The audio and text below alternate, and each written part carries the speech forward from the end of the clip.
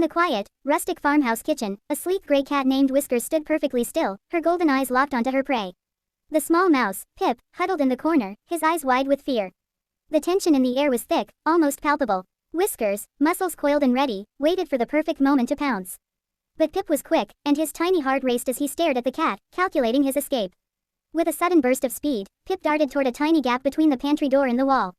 Whiskers, her claws extended, moved too late, watching in frustration as the mouse squeezed through the narrow opening just out of reach. She tried to follow, but the gap was too small for her to fit.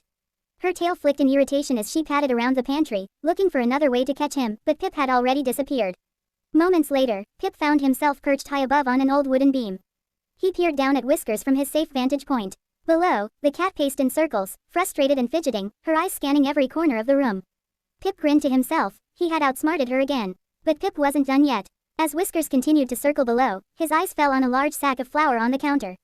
A mischievous idea sparked in his mind. With a quick tug, Pip pulled the sack off the counter, spilling its contents all over the floor. A cloud of white flour exploded into the air, blanketing the kitchen. Whiskers, who had been inching closer to the pantry, found herself caught in the flour storm. Her sleek gray fur became completely coated in the powdery mess, her golden eyes wide in shock and confusion. She blinked, disoriented, her movements slowing as the flour cloud swirled around her. Pip, watching from above, couldn't help but laugh at the sight of the flour-covered cat below.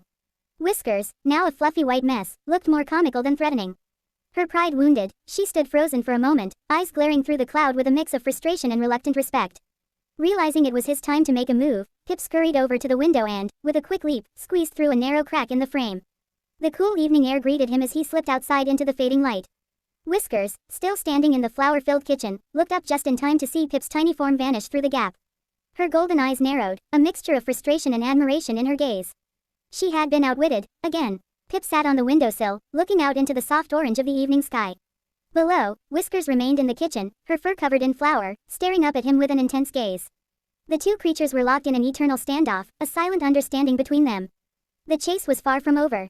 And so, as the evening settled in, the game continued, Pip and Whiskers, ever in pursuit, never truly able to catch each other, but always ready for the next round.